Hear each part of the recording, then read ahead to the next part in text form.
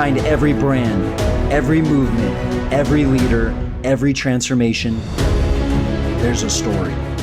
And intertwined in these stories is a message. And this podcast is for you, the next gen leader, coach, entrepreneur, and influencer. My name is Travis Brady, and I'm a branding mentor and sales story strategist. I hope you see me more of a guide than a host as I share the stories behind the brands, so you can take these stories, experiences, principles, and teachings and use them to share your story with the world. Welcome to the story behind removing bad reviews on the internet. I got one of my I just met a few months ago, Rajiv the Assassin. He helps people remove bad reviews off the internet and also helps people create worldwide influence by getting them in front of the United Nations. He actually spoke in front of the United Nations, and when he gave his presentation, he got hired by a country to solve the problem that he talked about at the United Nations. And so I just thought that was really incredible. We're talking about worldwide influence here. He came to our $1 Million Mastermind, okay, was the star of the show, stole the light in all the best ways. Super excited to have him on here today, and we're going to have a great conversation. Hey, thanks for coming on, man. Fill in the gaps. For sure. Yeah, thank you so much for having me. It is an immense honor and privilege to be acquainted to the amazing, the famous, the magnificent Travis Brady, who is an icon in communication, branding, and marketing. So it's an honor to be here. Happy to be here. What's funny is my friend texted me last night, and or I messaged him. I was like, dude, we haven't hung out in a while. Come over. And he said something of the fact like, you're an icon now, man. And I was like, no, I'm working on the icon status.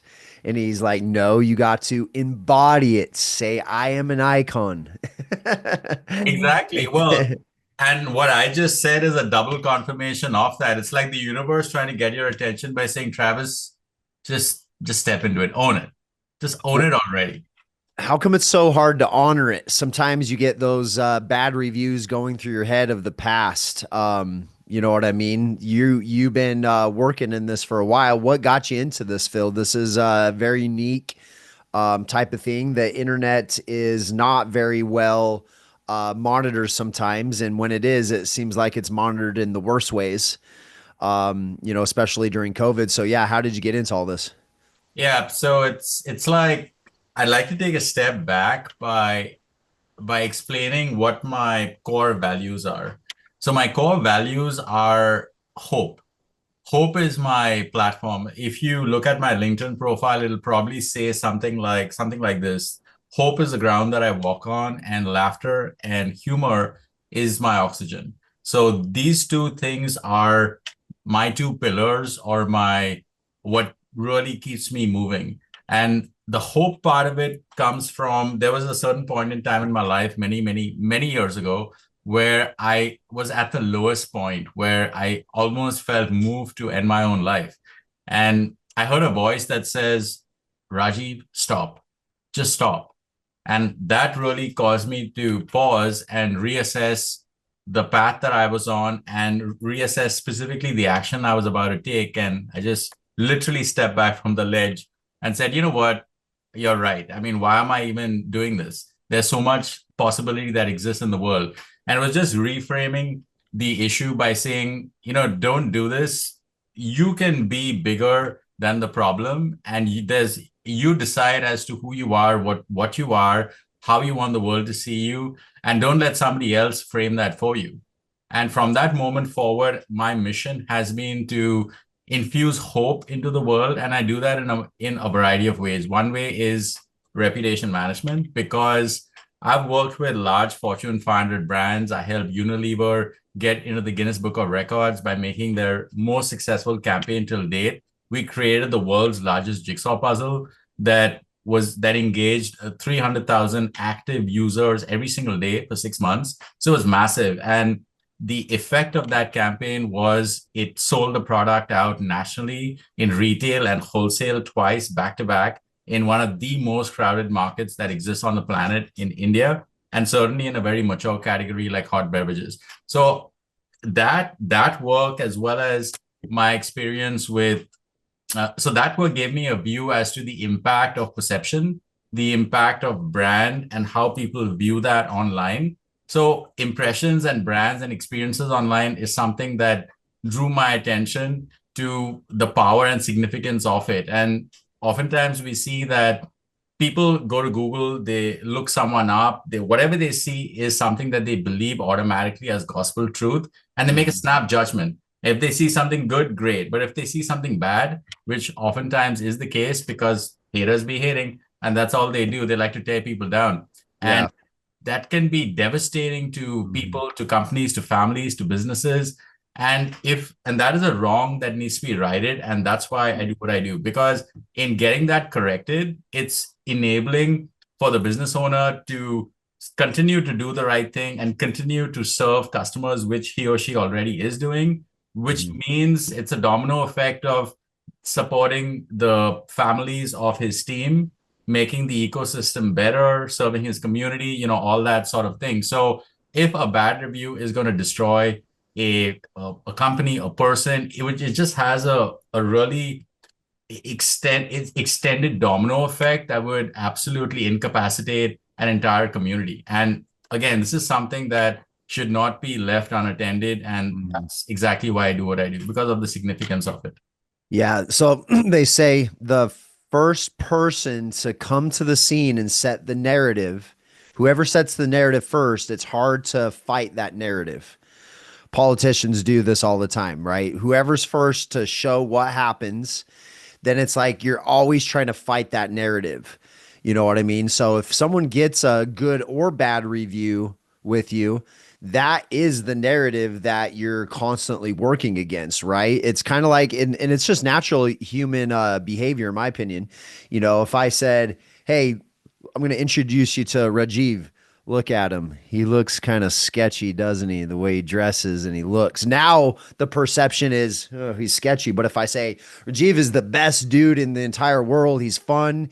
He's he's going to pump you up, he's going to make you look good. Now the frame is always that, you know what I mean? So it is really important to set the narrative of your brand, you know, and a lot of that does come through reviews. So you've been doing this for how long now? 12 plus years. 12 plus years. And so in seventh grade, you decided you wanted to remove bad reviews from the internet, right? No. What No. did you want to be when you were younger? Well, honestly, when I was younger, I think I wanted to be a scientist. A scientist? Yeah. What kind of scientist? I don't know, someone that did dope shit, Oh, like someone that just created something cool, someone that was inventing cool stuff. okay. Yeah, I think that was what I envisioned for myself when I was in seventh grade. So tell us a little bit more about some of the things you have removed from the internet and what that process looks like, and how would you find negative stuff? Is it something where people are like, oh, I know this is bad out there, or is it something where we should research it to find the negative reviews? So with the people you work with, what's that common story that you're helping them with? Yeah, so well, thank you for that question, Travis. And basically the approach is that my mission in life, beyond infusing hope into the world, is to ensure that trusted advisors of people in the public eye are aware of my existence. So essentially, when things go sideways, they typically will tell their stakeholder, which could be the CEO, the politician, the actor, the athlete, the whoever, I know a guy. And then essentially, they are the ones that are coming to me by saying, oh my God, look what happened. The haters are just saying nasty things about us. Can you do something about it? So the use case is that the client reaches out, knocks on my door, and says, hey, listen, this just happened. Can you help?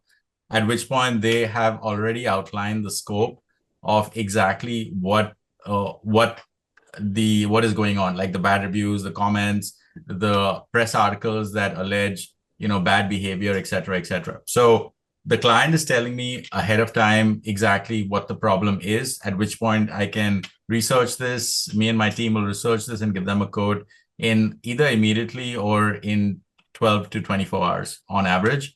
And then the client makes the payment, we get the work done, give them updates, status reports. Then this way they're updated on what's going on. So that is the typical use case. In addition to that, sometimes clients are asking us to be on the lookout for anything nasty that's connected to them.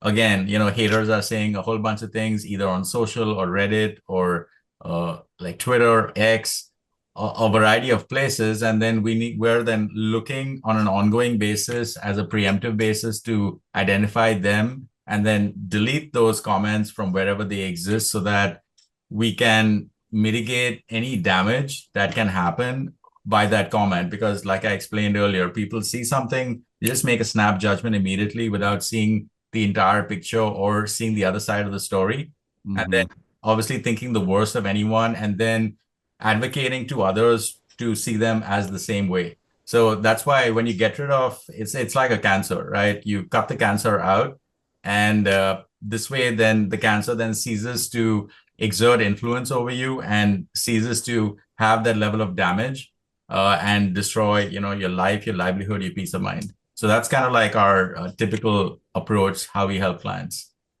Nice. Yeah. Speaking of cancer, I got some stuff removed last week right here. And it's not everyone's like, oh my gosh, are you okay? It's a low form of cancer. It's basal cells. It's common in the family. And I was talking to the doctor about it, and she was saying, yeah, even though it's a low form, if it's left years like unnoticed, you could be really hacking deep into your face, and it could absolutely spread. And the same thing goes against bad reviews. You want to make sure you come in and set the narrative, straight as soon as possible. And sometimes there's a saying goes that, I'll let my actions speak for themselves. What's your thoughts about that statement in regards of what you do and everything? Yeah, I personally believe that actions speak louder than words, and that's great for the people that know you. But what about the people that don't know you? In that case, the only evidence that they have of you is what they see online. And if what they see online is terrible, they're immediately going to think the worst of you. So the solution is either you get that garbage removed from Google, whether it's a bad review on Google My Business or it's a story in the New York Times or whichever website or on social media that is talking nasty things about you, sullying your good name, dragging your business and your company through the mud, whatever they're doing, that needs to be stopped. So that's one piece of it. And the flip side of that is resetting the narrative, where you tell your side of the story, and you can do that in two ways, either by basically just focusing everything on you, so not addressing the issue that's happening. This way, you're not per se, adding oxygen to that fire, just kind of refocusing on who you are, what you're about, what your mission is, what your why is, who you serve, that sort of thing. So this way, when people are Googling you, typically by your name, all they will see are, let's say, interviews with Forbes or your speech at the United Nations. They'll see your review of the Amazon bestseller book that you wrote. And of course, these are all things that we help clients achieve, whether it's speaking at the United Nations or being an Amazon best-selling author or having an amazing podcast, much like this amazing podcast that I'm on. So these are all things that we're helping for clients to realize and achieve. And in addition to that, we're also helping them dominate all of Google and YouTube by creating content and marketing that content such that when people Google them, all they see is that favorable, friendly content. So that can be used both in firefighting when the haters are coming after you, as well as battling competition, because this content will essentially eclipse entirely the competitors. So when you're the only choice, you then become the prevailing consideration and the ones that people choose. That's why your phone is going to ring off the hook when this happens, because people now see you, they like you, they choose you, they trust you, they have confidence in you, and then they want to work with you. I've called it the 90-10 rule. If you're talking good about yourself, you'll be 10% influential. If someone else is talking good about you, you'll be 90% more influential. right? So like people setting the tone of your brand is really really important. With what you do, what's the craziest thing you've got removed from someone? And what was that? Was that are we talking like dark web type shit? Like how I mean I guess you can't give away all your secrets, right? But what does that process look like on your end and what's the craziest shit you've removed?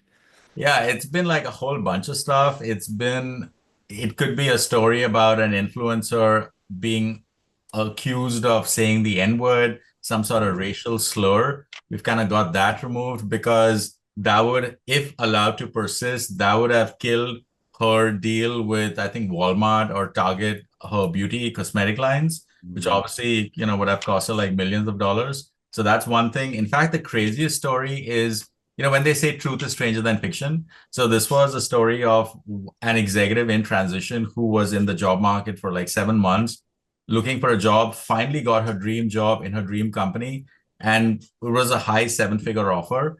And she was already visualizing herself in the corner office and what that would look like, probably already shopping new wardrobe. And then when she's thinking that she's going to go and sign the offer letter which she already received, and then she hears those words from her executive recruiter that nobody wants to hear, which is the company has moved in a different direction. And she was like, Uh, "What? Like, what are you talking about?" And then she queried further, and the recruiter says, "Oh, they think you're a criminal." She was like, "Criminal? Me? I went to Yale. God damn it, not jail. So what are you talking about?" But sure enough, she Googled herself, and at the top of her Google was her doppelganger, who had the same first name as her. The doppelganger was a woman, a blonde, just like her, looked like her even, and that person had a criminal background. And the uh, company, when they did their due diligence, saw that and they were like, wait, what? Yeah, you're a criminal. Of course, they didn't look further. And even if they did, they said, you know what, this is just too much. This is a very high level hire. We just can't deal with this. And they just said, you know what, next, swipe left, and we're just moving on with someone else. And then, of course, her life was over pretty much at that point because the level that she was at, I think she was joining the C suite either as a COO or CEO of that company. It was probably a publicly traded company. So, hence the high seven-figure offer. And she was in that job search process. So if this didn't work, probably the same thing would happen at the next thing because they would be looking at the same thing, Googling her and then seeing the same thing. So the recruiter said, you know what, why don't you contact the assassin, the Rsquare Media, Rajiv, contact them. This is literally what they do. And she contacted us. We looked into it. We got it done. And to our surprise, we got it done so fast. We got it done in 2 weeks. We removed it in 2 weeks, and because of that, the recruiter reached out to the company, informed them, they verified it, and she was then hired. So our work literally saved her life. It saved her professional career. It salvaged her professional career, potentially her marriage as well. Because, if this had allowed to happen, she would have gone from here all the way here. Her earning potential would have just been destroyed. So that's the strangest thing where it's like something that people don't even consider as harmful could absolutely kill you. yeah, your brand is everything. Invest into it with everything. Love it with everything. Protect it with everything because it is everything. I was watching the Untold Story of Brett Favre. Just came out, and wow, wow! If you should watch it, you should absolutely watch it, and it just shares all these behind the scenes stories. And after you watch that movie, you're just like, holy cow, this dude, in my opinion, brand and reputation was ruined by a lot of stuff that he did off the field. You know what I mean? And Mm. people, I think people ignore that part of their life sometimes.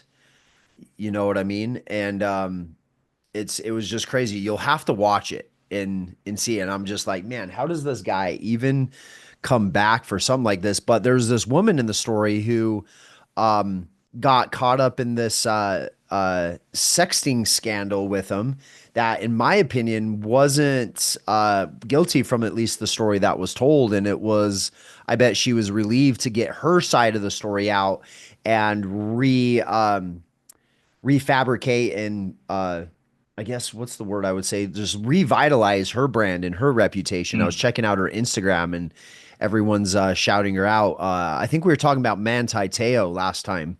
Did you ever watch that documentary? No, not yet, not Yeah, yet. I've Manti Te'o, he was basically accused of faking a girlfriend, and all uh, right. and come to find out, he was just catfished by a dude. This Oh dude was wow. pretending to be a girl.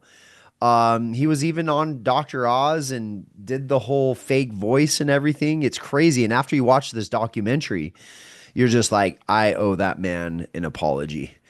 Mm. You know, Johnny Manziel kind of has a story of redemption through his story. So the story behind the scene, it sooner or later it does come to light, as far as everything goes.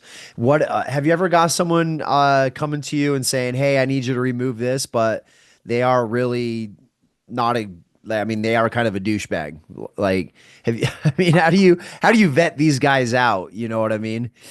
Or do you Yeah. just or do you just quadruple charge them for what they're doing?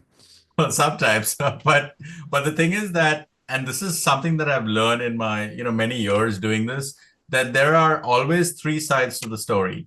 There's your version, their version, and the version. Mm, So there's mm, always like an angle that you're not aware of.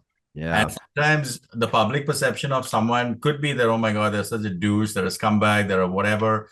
And then the real story is something, maybe it's slightly related, but the real story is something far beyond your wildest comprehension and a dream where you're like, wow, really? Like I've seen stories where other people have attacked them and done what is called character assassination, where they've perpetuated stories in the press that so and so is a pedophile, they're a human trafficker, they're a whatever, they're that's all some that dark stuff. shit. That's some dark I shit. know, I know. So it's like when you see that, and the way that they were attacked was from high level authority articles like Forbes and New York Times and stuff like that. So whoever was after the client had like real enemies that really wanted to destroy his life, shame him publicly, make it so that he could not have a living, that he had no peace of mind, no relationships, nothing, and they really were coming after him with everything that they got. So sometimes when you kind of look at stuff like that, you kind of have to just pause and really kind of go a few levels deeper to identify the real story.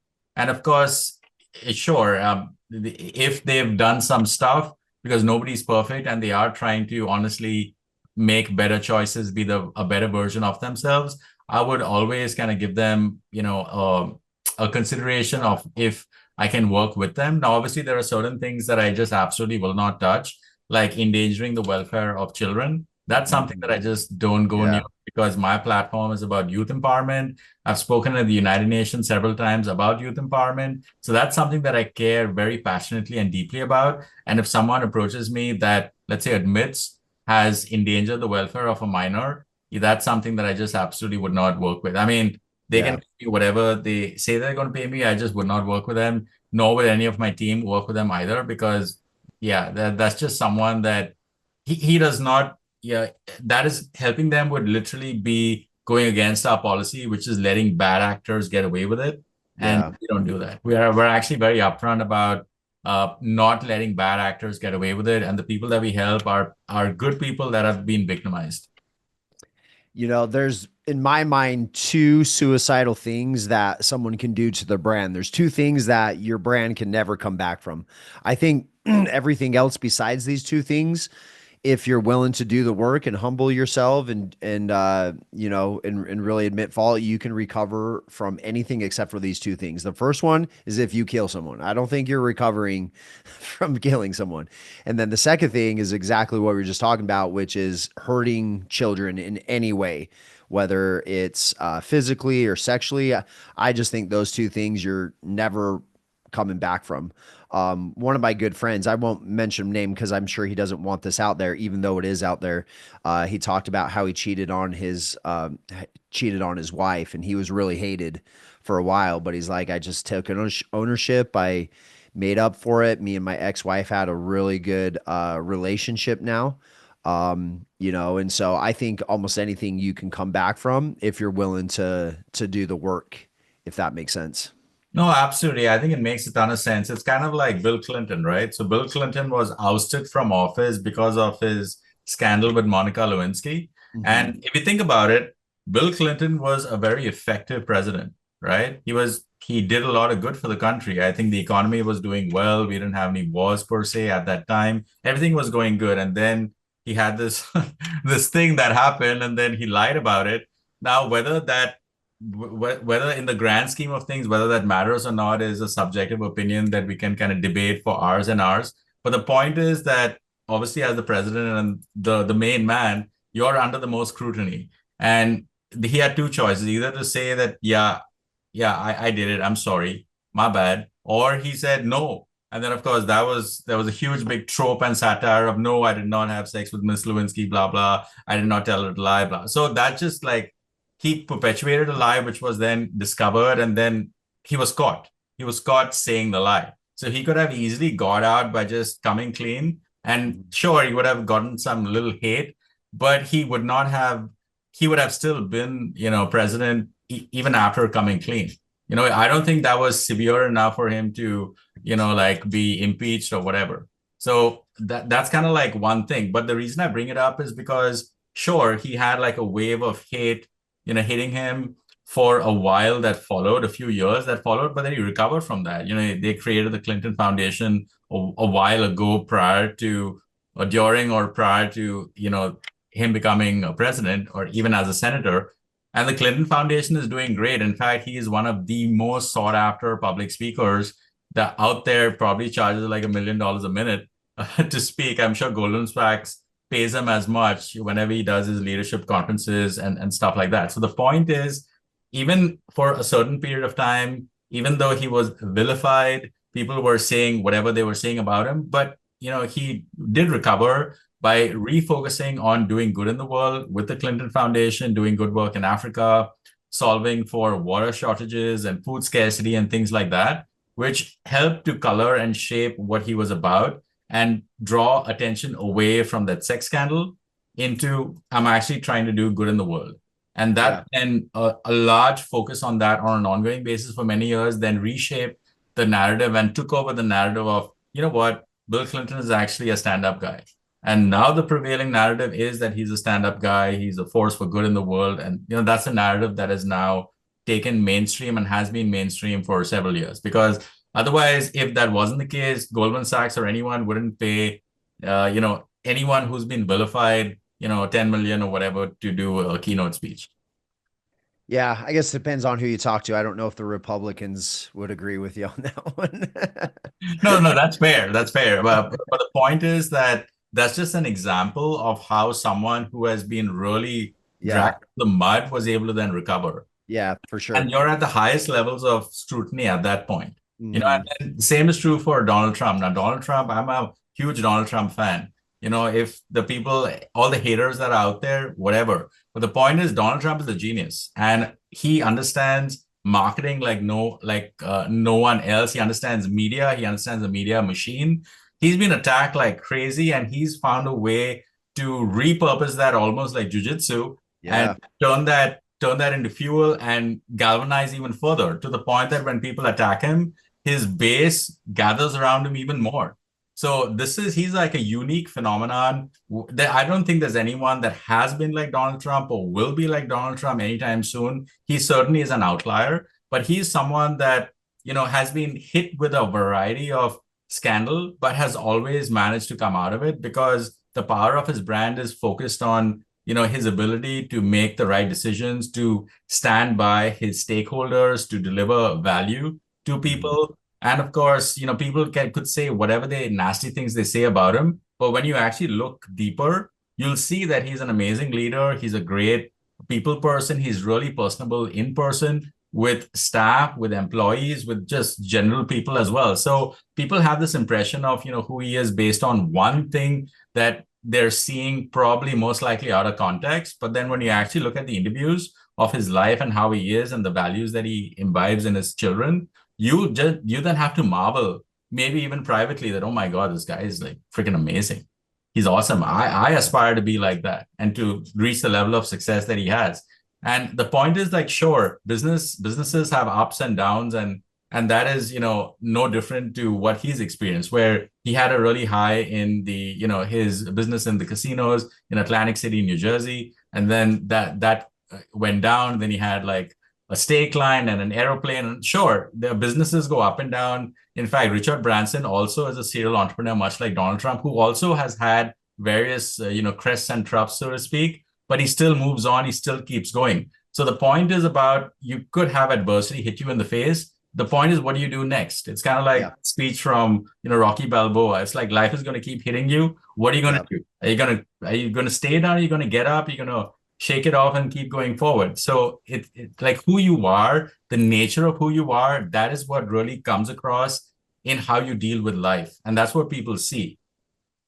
I think negative publicity hurts more of the person that it hurts more of that person and affects them moving forward than I think the actual thing hurts them, if that makes sense. Because if you're a leader, you're just gonna be under scrutiny regardless of what you do. It's like you get and it's the pros and cons of leadership. And I think sometimes leadership isn't always cracked up what it's meant to be. You know what I mean? Because if the event and things go great, you're just the hero. Yeah, you But if celebrate it. things go wrong, you're the villain. And you kind of have to accept both things. And I think over time you learn how to disconnect from them, honestly, and really focus just on the process and not the actual product. And that's what I've had, because we've had some events and everyone's happy, everyone's excited. The Millionaire Mastermind.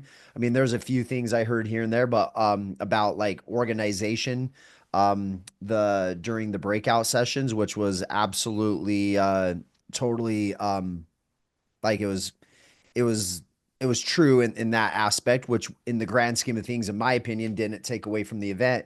Not And at then, all. you have an event where, it went good, but then there's a few people that have said stuff, and then you just get in your head, and then you start affecting yourself, and then you start creating the narrative inside of your head, which then affects your brand, which then affects your voice. And then what I've noticed with people is you just stop talking. You stop putting yourself out there on social media. And I don't even know what I would call this concept, but maybe I need to brand this concept, but there's a concept where people are going to usually remember the last thing that you did. So Mm, if you come across something and you messed up or something bad happened and you don't continue to put yourself out there, then that's all to really focus on. That's all everyone's going to really focus on. But if you fell and you keep moving through those failures, people don't get stuck on the failure as much as you think you do. You know what I mean? We're kind of, I think we have this um, I don't know what to call it, the self egotism. Like we just think everyone's thinking about us all the time and that we're the center of the attention of the entire world. right. You know what I mean? And the truth is, you're not as important as you really think you are, and people don't think about you all the time. At least that's my perception, of most people. Maybe that's not true for people like Donald Trump or people that are in the limelight. So I think negative reviews, it hurts more of the person's confidence than I think actually hurts them. But, I guess it just depends upon, what exactly you did through the process. Absolutely. And, just to kind of address what you said. So I think in marketing, there are these two concepts called the halo effect and the horn effect. Halo Yes. effect is basically when you do something good and people just have this very glowy, like lovely impression of who you are, and they're like in looking at you with starry-eyed surprise and awe and wonder. So that's like the halo effect. And the horn effect means when something goes bad, then they're just looking at you like thinking that you're just like terrible, you're ineffective, you are incompetent, etc. So the point is that some of us may go through these phases of halo effect and horn effect, but the point is that what you do once there's a horn effect, what are you doing about it? Are you just going to like sit down and put your head down, or are you going to use that as a learning and say, okay, great, that didn't work, let's try something else? So if you keep trying and you keep iterating and trying new things, people are obviously going to see that you're trying new things and will recognize that you are somebody that does not let adversity keep you down. and you're one of those people that keep moving, and maybe you believe in Kaizen, which is about continuous change, continuous improvement, small improvements, incremental improvements. So these are concepts that help you to kind of keep moving forward, keep your eye on the prize, so to speak, and don't let these temporary situations slow you down, because technically it's a speed bump, in the grand scheme of things.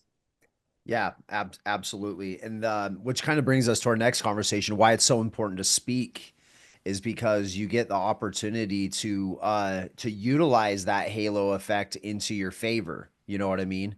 And you usually stay at the level of whatever you've been inserted in someone's life, right? It's really hard to fight the initial brand introduction of where you're at. Like, my mom cut hair. She's still cutting hair. She's been cutting hair for 39 years, bro. Wow. 39 years. Most hairstylists don't make it past 10 because it's just so hard on their body. Um, but she's been cutting hair for a long time. She's had clients for a long time, and she's like, "Oh man, this client needs to come to your leadership experience. They would benefit so much." And she has had the hardest time getting people to my events. And I was like, "Cause they always see me as little shithead Travis running around the house with one of those haircut capes, pretending like I'm Superman and bugging mom, right? The perception of me will always be that little kid. And there's some people, and I've kind of noticed this in my life. The person meets me, but where they meet me is when I'm on the news. That's when they first see me, is when on the news. Their perception of Travis Brady is different. And when I was younger and maybe a little bit more egocentric, I'd be like, wow, that's so cool. I'm so awesome. But over time, it's just like, dude, that's just the game, bro. That's just like people are going to treat you at the level that they insert in your life. And so you just got to understand this, in your life. And it just comes back down to, why branding is so important. And I was um I was making some calls on some new leads that came in, and these new leads don't necessarily know my whole entire story. I send out videos and stuff, but they probably don't watch them. I called this guy, and I felt like I was the annoying grandpa that he was trying to get off the phone. And I'm just like, in my head, I was like, "Do you know who you're talking to? Do you know who you're talking to?" And then just as soon as I thought that, I was like, it doesn't matter if he knows who I am. It matters, do I know who I am? Right? Exactly. And that's the most important thing, is to really know who you are and have a mission and a purpose that's bigger than yourselves. And that's really the people we love to follow. You think about the people that we love to follow, they make us feel good about who we are. They're not interesting, they're interested, right? Mm, They're interested in that person. They make them feel like a rock star. And then by default, they create that influence in every little person in the room. And then now they're the most interesting person in the room. Not because they're the most interesting, because they were the most interested in other people. mm. And those are the people we love to follow, that have a bigger purpose, a bigger mission. Here's what I'm fighting for, and we love to get on their side, right? Like Martin Luther King Jr. I believe every man, woman, and child should be free, regardless of their color, because he believed what we all believe, that we should all be treated equally regardless of the Yeah. color of our skin or our background. And so I've just really noticed that over the years. You've gotten into speaking, you've spoken from the United Nations. What was that experience like? It was amazing. Obviously, the first time that I spoke at the United Nations was in 2020 at the World Homelessness Summit, and the topic of my speech was solving homelessness by leveraging coaching and technology. And after I delivered my speech, which was a quick 7-minute speech, the country of Malawi, which is in Africa, demanded I help them solve child homelessness, and that was just such a humbling red letter moment for me, because, well, speaking at the UN was just incredibly awesome for me to begin with. But then after speaking at the UN, to have a country say, hey, we like what you do. Can you help us? I was like, what, me? I was like, hell yeah. All day long. Obviously, I have those moments too. I was like, oh, me? What? yeah, I mean, it's just truly humbling and gratifying, because it almost it kind of tells you that you are a lot more effective, you're a lot more impressive than even you think that you are. And Mhm. people, the way that people experience you is a lot more it's more than you think that it is, because there's so many other factors to experience, whether how you are, how you show up, the tonality, the emotion that you're delivering with whatever you're saying, the emotional connection, the energetic connection that people have with you. uh, Mhm. all of that kind of goes into how people experience you, which they may be aware of consciously or subconsciously or unconsciously. And the point is, when you get this validation and acknowledgement, public acknowledgement at the highest level, it just kind of goes to show that, you know what, you've been right all along. It's just that previously people didn't recognize it, but eventually you will meet someone that does. Mhm. And that is a confirmation that you actually are everything that you think you are. I'm not saying that in a vain, conceited, prideful kind of way. It's more so just a self-belief in who you are. Yeah, it reminds me of the quote, "Be so good they can't ignore you." Mm. Be so good they can't ignore you. Years ago, I had this dark shadow warrior part of myself that said, "I don't care if you fucking like me. I don't even care if you love me, but you will respect me based upon what I've done and what I do and what I give." And it just kind of came back to that, like, hey, I want to be so good and provide so much value. You can't ignore me and what I have to give. And so I don't think it's egotistical. In fact, you look at some of these high performers, like Michael Jordan, they did have, a really edgy ego that was like kind of this there was a little bit of a darkness to it. You know what I mean? And Tom Brady obviously is one of my heroes, not just because his last name's Brady and there's a distant blood relation. I think he's amazing. I think he's an amazing person. I've learned a lot about leadership from him. I remember one of the moments that really flipped things for me is I don't know if you remember this, when Antonio Brown ran off the field, took his pads off and ran off the middle of the field, and Tom Brady had stuck his neck out for him to be there with the Buccaneers. And uh, Antonio Brown later ended up like bashing Tom Brady, that I thought was so unfortunate. But after the game, they were asking Tom Brady about it, like, "Aren't you mad? Aren't you pissed off? Blah blah blah." And Tom Brady's response was, "I think we should have more empathy for Antonio Brown and everything that he's gone through." And when he said that, I was like, why would you say that? You stuck your neck out for him and he did that to you. And then I just really thought about it. I was like, wow, what a fucking awesome dude. What an awesome hero. And it Yeah. just and it just really made me think in my life, like, where can I protect more people around me, even though they do me wrong? Where, Mm. because sometimes we don't realize that we are in fact causing the bad energy to come back around to us, like the karma, right? And earlier in my days of business, I would burn bridges on purpose and I would say the thing that I really wanted to say, and I would in not in a huge like dramatistic way, just mention it to people around me, but that eventually comes back around. People whisper so much more than you think they do.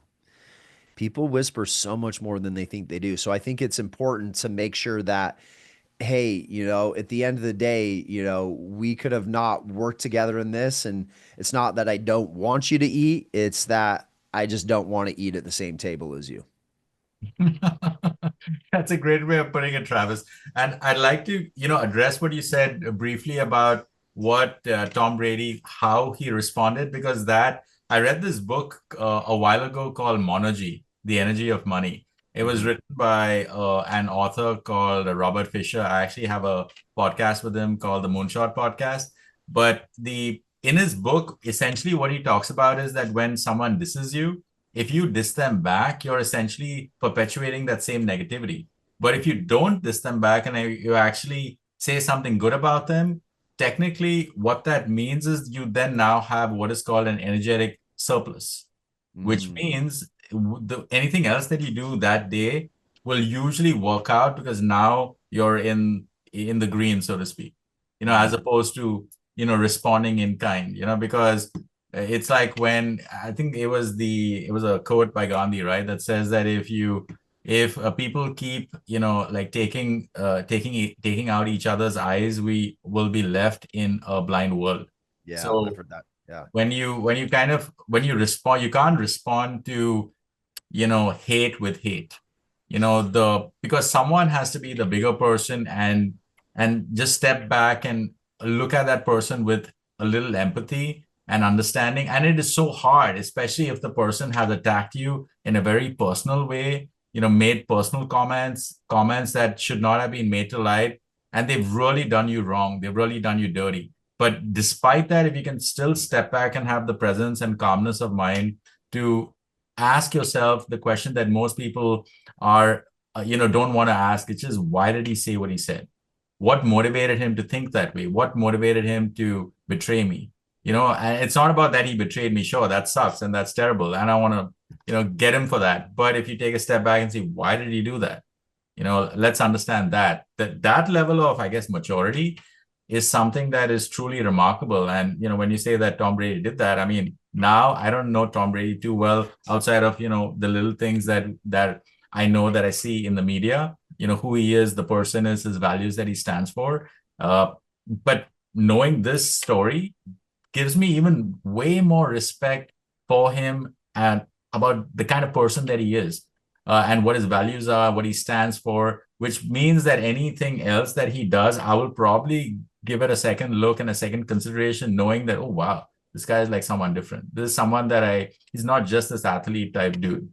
He's like someone he's like a man of substance. So. Well, I only have the best things to say about you, man, and I don't have to stretch very much to say them. I love the energy that you bring and the camaraderie, that you bring. You bring people together. You see the best things. I was listening to this guy talk to his team early in the morning in the Millionaire Mastermind. I'm just listening to him complimenting and building people up, and so I watch people more than they think they do, and I try to create myself from seeing the best versions of people in the world. You know what I mean? And so, grateful to have you at the event. How can people follow you? How can people get a hold of you and talk to you more about getting rid of the bad reviews? Yeah, there's several ways that people can connect with me. I'm Rajiv Ness on Instagram. That's Rajiv, Rajivness, like happiness. Like I said, laughter and joy is very important to me, so hence Rajivness. So that's my handle on Instagram. You can go to my website, rsquaremedia.com or assassin007.com. You can also find me on LinkedIn, linkedin.com/in/Rajiv Jadhav. So if you Google me, you will find me pretty easily. You can also find me on YouTube and a few other places that I'm sure are out there, which I haven't mentioned. But those are the ways. And of course, the fastest way is to send me a text, which is 646-249-3561. Send me a text. Let me know who you are, your full name, and the context for your outreach. And I'd be more than happy to get it to follow up with trying to understand your situation and resolve it as quickly as possible. Brave man giving out his phone number. Guys, go share this talk, this podcast. There's three little dots. Copy the link, text it right over.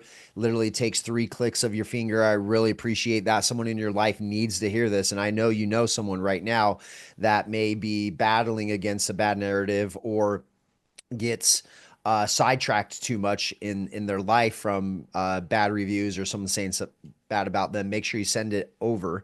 Okay. We're always looking for speakers as well. We got our BrandX Expo coming up September 19th and 20th. Super pumped for it. Just went and checked out the space the other day, having it back at the Phoenix Expo Center. So super pumped on that. This guy, we're going to get him out from New York over there again. Hey, appreciate you, man, jumping on here, and appreciate everything that you bring. We'll talk soon, buddy. Absolutely excited to be there at BrandX. It's going to be sick. It's going to be amazing. Maybe the biggest ever compared to all other expos that are out there. So I'm tremendously honored to be included. Absolutely. Thanks for joining, guys. Be inspired in what you're doing. You are the brand X factor. You have a story, you have a narrative. Let's get that out to the world. Good talk. Hey, you know you have a story to share with the world, which means you need to get on more live stages. We have a jam-packed schedule in 2024 full of events, including our biggest event year to date, BrandX. Go to bnextgen.com/speak. Again, bnextgen.com/speak. Or you could just click the link in the description. Fill out an application, our team will reach out to you and show you how our speaker partnership works. Get on a stage, get video, blow up your brand, blow up your business. Let's go.